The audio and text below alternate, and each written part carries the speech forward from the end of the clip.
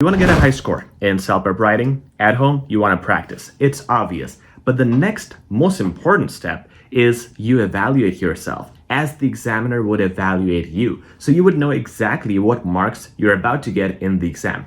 In this video, we'll do exactly that. We'll take a sample writing, which is fairly advanced, but we'll pick it apart and see what mark this student will get. At home, you want to do the same thing and evaluate yourself and see what marks you'll get based on the marking criteria I'm going to display in this video. This student of mine messaged me scoring CLB 11 overall. He was pretty happy. And again, if you want to be one of these happy and fortunate students, check out our CELPIP Guaranteed Improvement course in the description. If you don't see your marks change, we'll refund you all your money. Now, let's look at this question. This is task 1, CELPIP writing. Here's the question. Here's the answer. We're going to dissect it and evaluate it and give it a score at the end. You and your family visit the local shopping mall every week. However, it has become more and more difficult to find a parking spot recently. You would like to let the shopping mall manager know about this problem. Now you got 3 bullet points that we have to answer in the body paragraphs. This is the attempt by the student. So when you are at home, this is how you want to evaluate things. Look at the word limit first of all. The word limit in this case was 191, which is good. It should not be more than 200, especially not more than 210. So good job there. And one thing that I highlighted already is you see the name at the end, David Warren. It's good. It's a full name. Yours faithfully. That's good too. Yours sincerely is also good. You should not have a full stop at the end. This is not a sentence. So having a full stop is not only a grammar mistake, it's a major mistake if you screw up anything in salutations here or here. So that I didn't like right away. 1 point deducted, not in the total marks, but 1 point deducted in the total amount of points we're going to deduct as we dissect this writing. Dear sir is good. I prefer going Dear Mr. Adams, Dear Miss Williams. It's always better to keep it more personalized, but this is not a mistake, so it's okay. The tone is very formal. If you look at the words, again, it's the purpose and then due to this and this. The tone overall, once we read it, you'll see it's professional. There's no silly or slang words, which is good. And the starting is just perfect. It talks about the purpose, which is how the first paragraph of a formal task 1 CELPIP writing needs to be. So it's good. It starts with the purpose of my email is to draw your attention. Now again, this phrasing is also advanced. It's not very basic. It's not just even talking about the purpose right away after the purpose. It's giving a little breakdown, it's giving a little flow, and it's advanced to say a phrase like draw your attention to or bring your attention to the matter of the increased problems in finding parking spots at your mall. Pretty good, concise, simple, 1 sentence, and that's how the introduction needs to be. So far, I'm happy with this. Now I'm again happy when I see this, because it is a complex sentence. It says due to something something, comma, something something else. So you have 2 clauses in 1 sentence, making it complex, which is a good start and a good first impression. What I don't like here is you're missing the, because the article the is needed with a noun like immigrants, so you're making a grammar mistake here. So 1 positive, 1 negative. Let's continue. Due to the increased immigrants in our region and being the only large mall nearby, there has been an exponential increase in visitors finding a parking spot, especially during holidays and weekends. Very, very good. The 2 really good things the student is doing is he's mindful of the adjectives, exponential, good adjective there. You got to use as many adjectives as possible. Increased is an adjective. And you see how nicely he squeezes in this little idea, especially during holidays and weekends. I mean, you could easily just put a full stop here, but whenever you add more info, not only it helps your description, but it also gives you that advanced punctuation. You show the examiner, I'm able to add extra pieces of information knowing how to use commas or semicolons or full stops, and it also adds to your range of writing. You're doing that here, you're probably not going to do that in every sentence, making your sentences different from each other.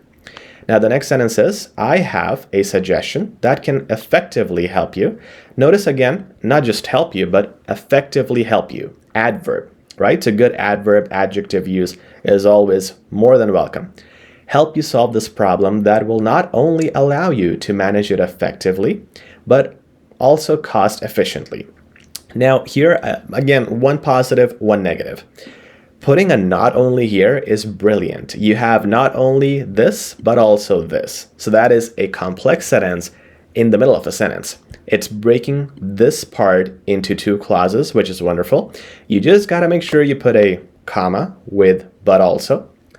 The negative thing here is this doesn't sit well, the way he finished this off. So if you see the tone, it says, not only allow you to manage it effectively, but also cost efficiently. Cost efficiently, what does that mean really? Like it will cost you lesser. That's a more ideal phrase. Or it will efficiently reduce your overheads, reduce your prices.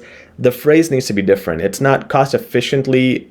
You can do work efficiently, but cost cannot be efficiently. It could be cost effective, and that's how you want to rephrase this part. So it would be allow you to manage it effectively, but also be cost effective. I think that's what the student was trying to say here. So some grammar mistakes, some hiccups here. I'm going to put a full stop on that here. Okay. Now we're going to go to body 2. Being experienced in marking, I know what's happening here. You see the amount of words?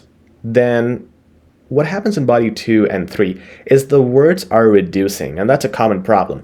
Most of you do a lot in body 1 and you're left with less in body 2 and 3, which is okay as long as you have really answered everything in body 2 and 3. So we'll see if the student is compromising words here or if he has done the job well. The stacked parking system with valet service can accommodate 2 cars. All right, guys, any number less than 10 needs to be spelled, okay? Common issue. People don't know this. This is a grammar mistake. Make sure if it's less than 10, you spell it out. 2 cars in a row. Although, very wrong. Before even I read the sentence, I know it's going to be wrong because you should never use although in the middle of sentences. It's usually best at the start of the sentence. Then the other problem is you're using however. This is definitely a major clarity issue because now the sentence will become unclear because when you say although, you don't need to say however. And you're never supposed to use it, almost never, in the middle of a sentence. So let's see what the student is trying to say. Although I understand it'll cost you more money initially, let's just make it a new sentence. It's a new point. Although should be a new sentence. And then you would remove however, because when you say although, it automatically means however. So let's see the sentence now. Although I understand it'll cost you some money initially, customers would prefer to pay for parking than paying for their commute. Better, more simplified, but the first try, the examiner already said this is not very clear. Now also let's look at this whole paragraph. The stacked parking system with valet service can accommodate 2 cars in a row, and then although I understand it'll cost you some money. This is a new idea. And this is a solution that the student was referring to in the previous paragraph. There's no build up here, or there's no flow between what I said earlier and what I'm about to say. What I could do here is use a word like for or phrase like, for example, or for instance, and that will then flow better. Okay, this is, I'm gonna give you a solution. For example, a stacked parking system will do whatever. And again, as you can see, I use the word a, not the, because I'm introducing this new thing. The first time you introduce something, you want to use a, and later you can refer to it with the. So a little grammar mistake again. Okay, fine. We'll look at the task response later. All right, that's important. It's coming up. We'll see what happens with that. Being optimistic, this will not only, good, this is a good flow. You could say moreover or on top of that, that's fine. But this is also good because the flow is there. Being optimistic, this is referring to what he mentioned earlier. So that's a good flow. Will not only solve the part, so, will not only is good, but then you used it already. Try using something different. So a range here would be better. Not only solve the parking problem, but will also create jobs. Make sure to put a comma. Again, the same mistake here. And the revenue from your parking charges will cover your maintenance costs and wages for workers who are managing. Who are managing what? It's not complete, doesn't sound complete. Who are, I would say, who are in managerial positions.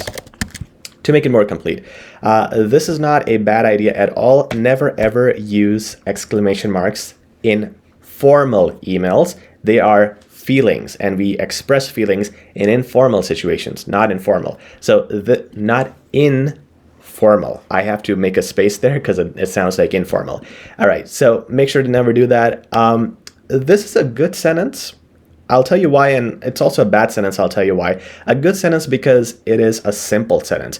You gotta throw in a combination of simple and complex sentences. Not every sentence needs to be complex. The reason why it's not very effective is because of this word and even idea. Bad and idea, they're very basic words. How else can we say it in a better way, in a more advanced way?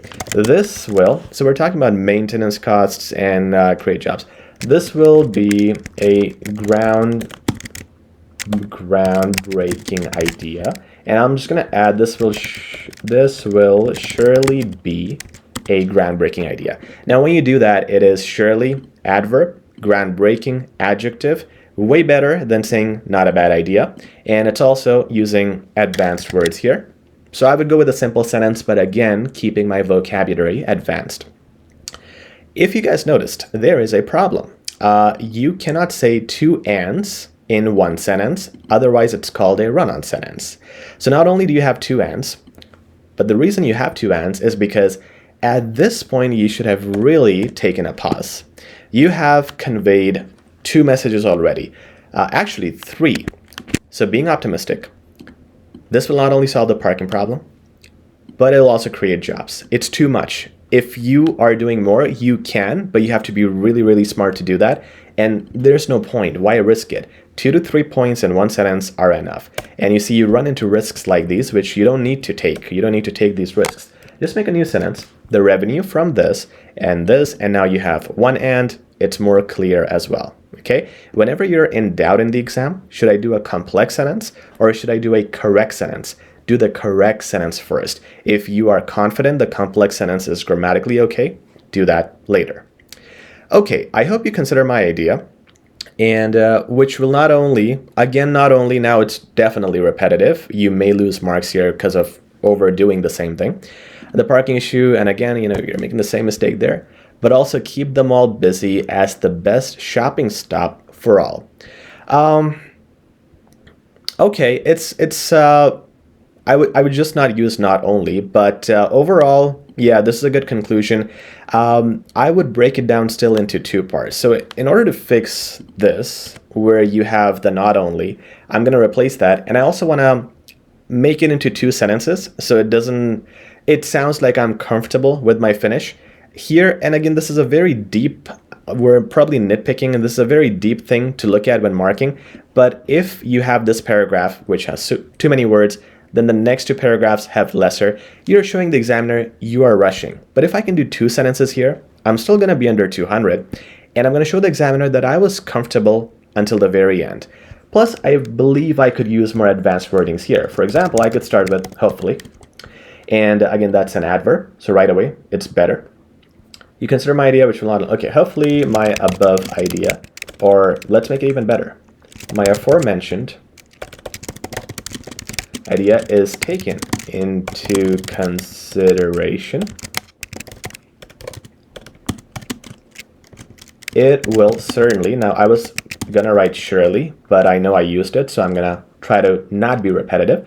It'll certainly aid in, or it'll certainly ease the ongoing dilemmas considering the shopping mall's parking lot.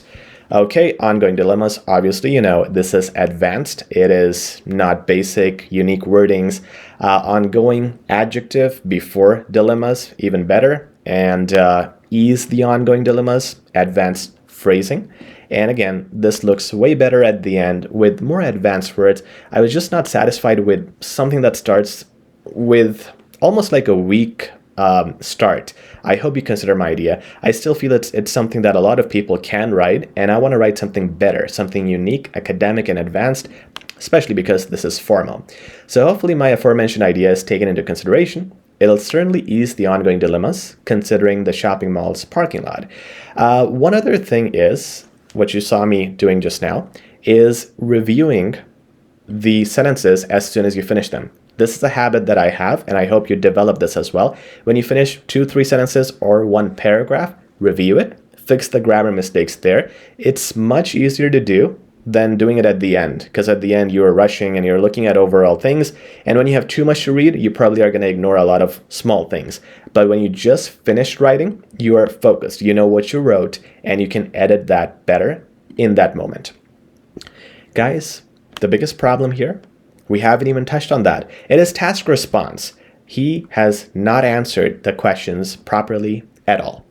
Describe the problem you're having with the mall's parking. So the student started by talking about the problem, but then he went in a completely different direction, saying at the end, I have a suggestion. We were not being asked to give a suggestion. Big problem there. Now, the next bullet point is explain what you and your family have to do in order to visit the shopping mall now. So that was not explained. He was focused on giving the solution instead of explaining what the family, even there is no mention of family here. Provide some suggestions. Now here you are supposed to provide suggestions, which you have already done. It should have been in body 3 because that's the flow of the questions. Let's see if he has given suggestions in this paragraph. He is pointing out to the benefits of the suggestion. He's saying that it'll create jobs and you will lower your costs, but the suggestion was already given. So there is no suggestion being given here, which again just ruins your task response. Now the saving grace would be that he did manage to give a suggestion in body 2, but it's out of sequence. You're supposed to give it at the end in the last body paragraph. But at least overall, he did give a suggestion. He did give a problem. What he completely missed was bullet point 2. He has not mentioned the family and what they have to do now. So lots of points there, certainly. And again, the grammar mistakes, vocabulary in places that could have been better. What else do we have? Salutation, it's almost a major mistake. Very tiny, but you should never screw up salutations. One flow problem, and everything else that we discussed, some unclear sentences, like this one especially. These things combined will bring the student to a score of, let me think, I would probably give the student a CLB 6. If the student was not making the task response issue, this score would have been much higher. But the task response, clarity, those are major issues. Grammar, you could be forgiven for that, but still with these many grammar issues, CLB 10 is very much in doubt, even if you fixed everything else. So you really have to be careful, guys, when you're attempting your CELPIP writing, and when you're at home, make sure to revise your writing and proofread it using the criteria I displayed here. It would be a great idea to rewatch this video to retain everything that I've mentioned, and I hope you can evaluate yourselves at home like this.